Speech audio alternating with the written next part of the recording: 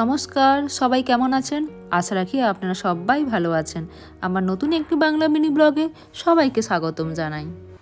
আজকে আপনাদের নিয়ে যাব পাহাড়ি একটি নদীর সাথে সাক্ষাৎ করাতে, যেটি কালিম্পং জেলার গরুবাথান ব্লকে অবস্থিত।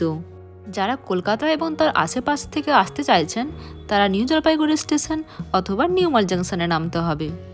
নিউ জলপাইগুড়ি স্টেশনে নামলে মিত্তল বাস স্ট্যান্ড যেতে হবে, সেখান থেকে গরুবাথান ডাইরেক্ট বাস পাওয়া যায়। আর নিউ মাল জাংশন স্টেশনে নামলে ওখান থেকেও গাড়ির ব্যবস্থা রয়েছে। দেখুন, এটি হচ্ছে সেই পাহাড়ি জেল নদীর উপত্যকা। খুব সুন্দর লাগছে, তাই না? আর এই নদীটি নেওড়া ভ্যালি ন্যাশনাল পার্ক থেকে উৎপন্ন হয়েছে। আর এই নদীটি কিছু দূর প্রবাহিত হয়ে তিস্তা নদীর সাথে মিলিত হয়েছে। এটি হচ্ছে সেই তিস্তা নদী। আমি যেখান থেকে ভিডিওটা ক্যাপচার করেছি এটি হচ্ছে সেবক ব্রিজের কাছে ক্যাপচার করেছি। আর দেখুন পাহাড়ে কেমন মেঘ ভাসছে। আর তিস্তা নদীকে উত্তরবঙ্গের দীর্ঘতম নদীও বলা হয় এবং ত্রাসের নদীও বলা হয়। চলুন ফিরে যাই আবার চেল নদীর উপত্যকায়।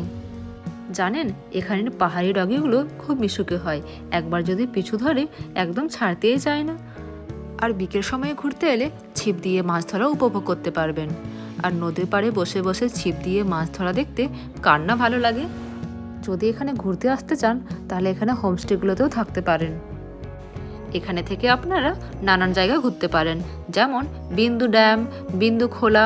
খোলা মানে হচ্ছে পাহাড়িরা খোলাকে নদী বলে।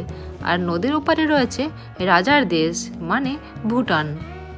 জানেন, ভুটানকে না বজ্রপাতের দেশ বলা হয়।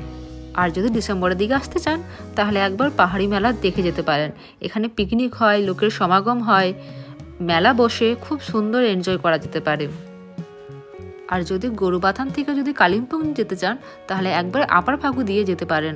এখানে মেঘের সাথে কিন্তু ধাক্কা খাবেন। কালিম্পং গেলে একবার ডেলো পার্কের কাছে প্যারাগ্লাইডিং স্পট দেখে যেতে পারেন। এখানে প্যারাগ্লাইডিং করতে 2500 থেকে 3000-এর মধ্যে পড়ে। আর এখানে অনেকেই প্যারাগ্লাইডিং করে আর খুব সুন্দরও লাগে। আর এটি একটু উঁচুতে অবস্থিত, তাই ঠান্ডাটাও এখানে একটু বেশি লাগে। আর এর পাশেই রয়েছে ডেলো পার্ক। এখানে আপনি অনেক কিছু এনজয় করতে পারবেন। পাহাড়ি ফুল দেখতে পারবেন, বিভিন্ন ধরনের পাহাড়ি গাছ দেখতে পাবেন যেগুলো আমরা বইয়েতে পড়েছি। তারপর ছোট ছোট নদী দেখতে পাবেন। আর এখানে নিজেদের পাহাড়ি ফিল করানোর জন্য আপনারা পাহাড়ি ড্রেস ভাড়ায় কিনে পরে ছবি তুলতে পারেন। তারপর এই ব্লকে রয়েছে ডালিমদার ভিউ পয়েন্ট, যেটি অনেকটি উঁচুতে অবস্থিত। আর এইভাবে মেঘের মাঝখান দিয়ে যাওয়া হয় যেখানে। আর এখানে রয়েছে নিস্তব্ধ মেঘে ঢাকা জঙ্গল। আর এখানে বিভিন্ন ধরনের পোকার ডাক রয়েছে আর বিভিন্ন ধরনের জঙ্গলের গাছও রয়েছে। এক ভয়ঙ্কর অনুভূতি ফিল হবে। হ্যাঁ, আপনারা পানবুদারাও যেতে পারবেন। ওখানে একটা ভিউ পয়েন্ট রয়েছে, সেখান থেকে সমতলটা দেখতে খুব সুন্দর লাগে এবং তিস্তা নদীকেও দেখা যায়। কিন্তু আমরা যে সময় গিয়েছিলাম সেদিন মেঘে ঢাকা ছিল। চলুন, আমি আজকে আপনাদেরকে অনেকটা জায়গা ঘোরালাম, এখন ফেরার পালা রইল।